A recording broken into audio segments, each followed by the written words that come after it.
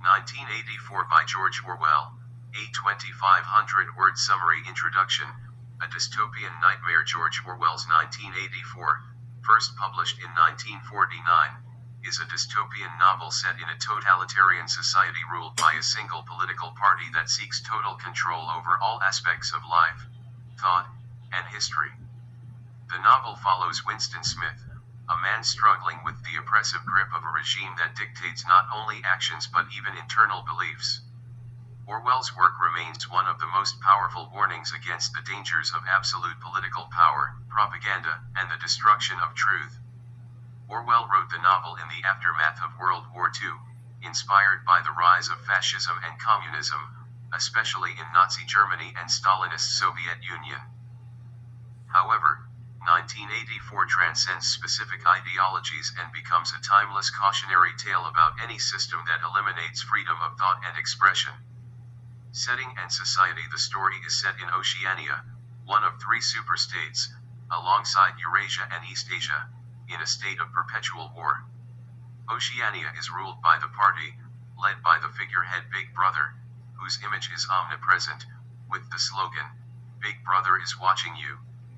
Oceania's social structure consists of the inner party, approximate 2% of the population, the elite ruling class; the outer party, approximate 13%, educated bureaucrats like Winston, who are under constant surveillance; the proletarians, 85%, the working class, largely ignored by the regime, kept in ignorance and poverty but not subjected to intense surveillance.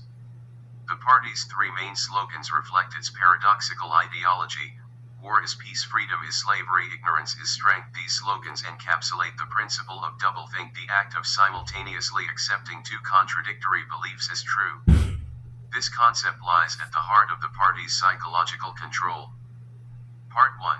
The life of Winston Smith. Winston's rebellion begins. Winston Smith, a 39-year-old outer party member, works at the Ministry of Truth, where he rewrites historical records to align with the party's changing narratives. The ministry's ironic name highlights the regime's manipulation. It is responsible for lies and propaganda, not truth. Winston's growing unease with the party leads him to commit a thought crime. He begins writing a secret diary. In it, he questions the party's authority, wonders about the past, and records his hatred for Big Brother. The act of writing itself is a subversive gesture in a world where all expressions are monitored by telescreens and the thought police. Winston is disturbed by the constant alteration of history. For example, when the party changes its enemy from Eurasia to East Asia, all previous records are edited to make it appear that the party was always at war with East Asia.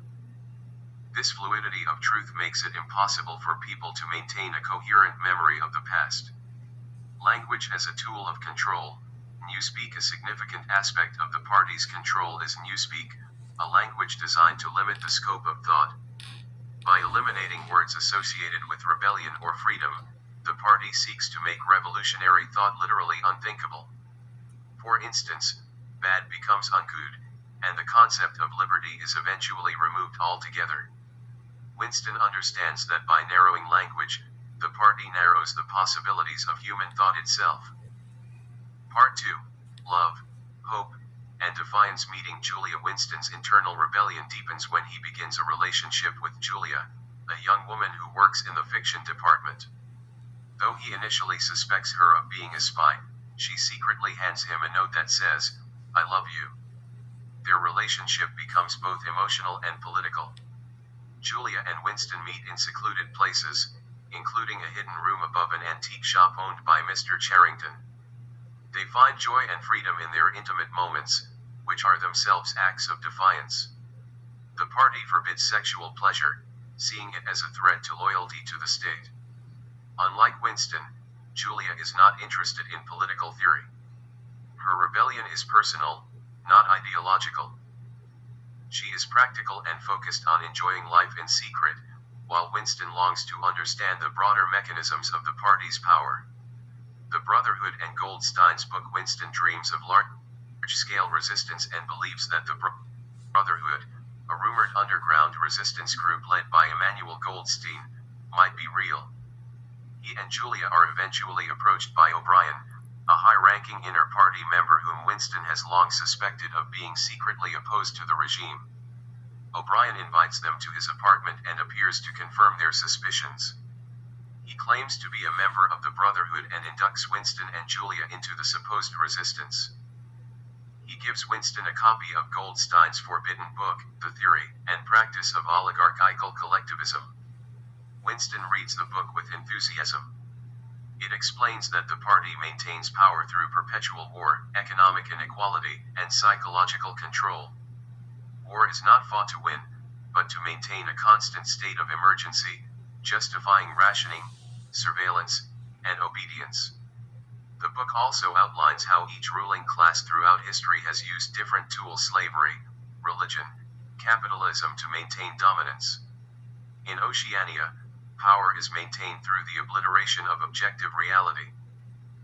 Part 3, Betrayal and Re-Education. Arrest and torture. Winston and Julia's rebellion ends abruptly when they are arrested in their secret room. It is revealed that Mr. Charrington is a member of the Thought Police.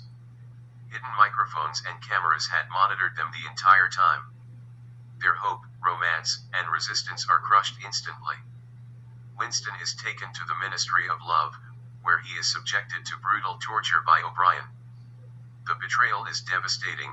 O'Brien was never a rebel, he was a loyal agent of the party, luring dissenters to their doom. The goals of the party. O'Brien tells Winston that the party seeks power for its own sake. Unlike past regimes that justified power through ideologies or religious beliefs, the party seeks pure control over reality, over minds, over the truth. Through endless torture, Winston is forced to abandon logic and accept whatever the party says is true. O'Brien demonstrates this with the classic example: if the party says 2 + 2 = 5, then it must be accepted. Winston initially resists, claiming that truth exists independently of the party. But under torture, his resistance crumbles. Room 101. The final betrayal. Winston's final ordeal takes place in Room 101, the most feared place in the Ministry of Love. There, prisoners face their worst fears. For Winston, it is rats. Faced with the horror, he finally betrays Julia, screaming, "Do it to her. Not me." This moment is pivotal. The party understands that true loyalty can only exist when personal attachments are destroyed. Once Winston betrays Julia, his last connection to independent thought and love is severed. The end. Total submission. Winston is released back into society, but he is no longer a threat. He is a hollow shell, a man who has lost his ability to think freely or love. He spends his days drinking victory gin at the Chestnut Tree Cafe, reflecting on memories that no longer feel real. When he sees Julia again, they admit to having betrayed each other and feel no affection. The party has succeeded in breaking them both.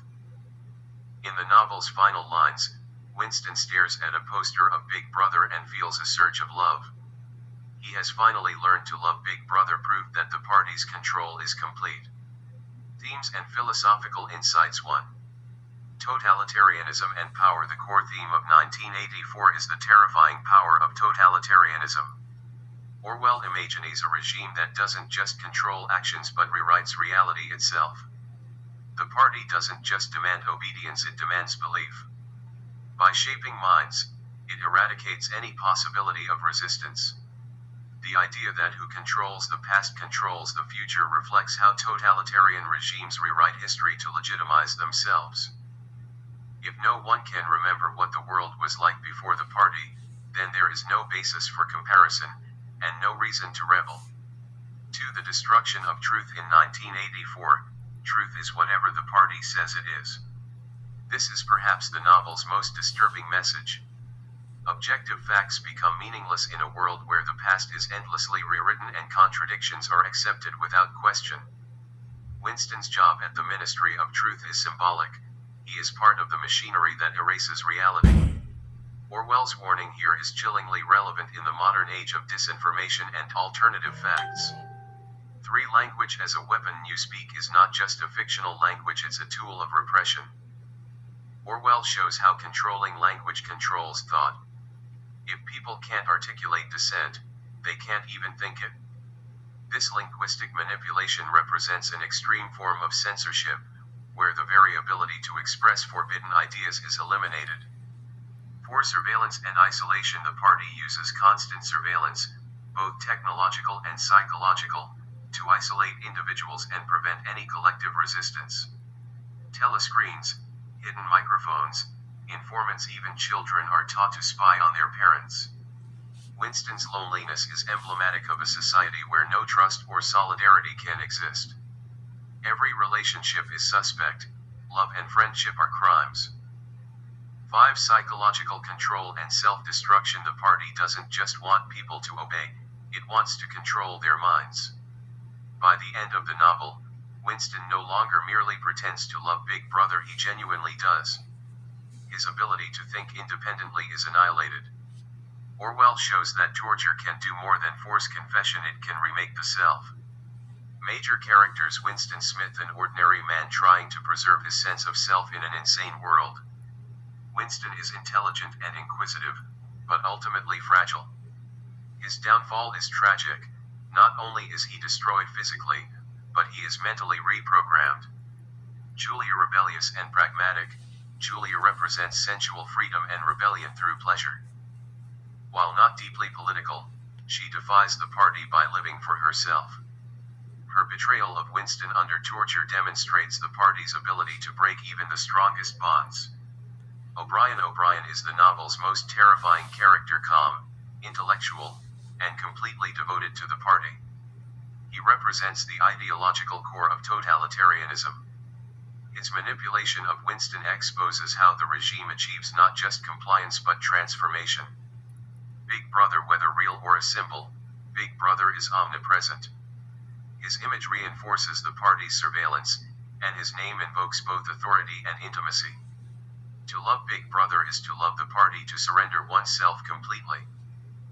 Conclusion: Orwell's enduring warning 1984 is more than a dystopian story, it is a profound exploration of power, truth, language, and control. Orwell's bleak vision shows a world where individuality is crushed, history is a lie, and even love is not safe from authoritarian reach. The novel ends not with revolution or redemption, but with total submission. Orwell's final message is that unchecked power, once internalized, becomes permanent. 1984 remains a haunting reminder of the fragility of truth and freedom, and a call to vigilance in the face of tyranny.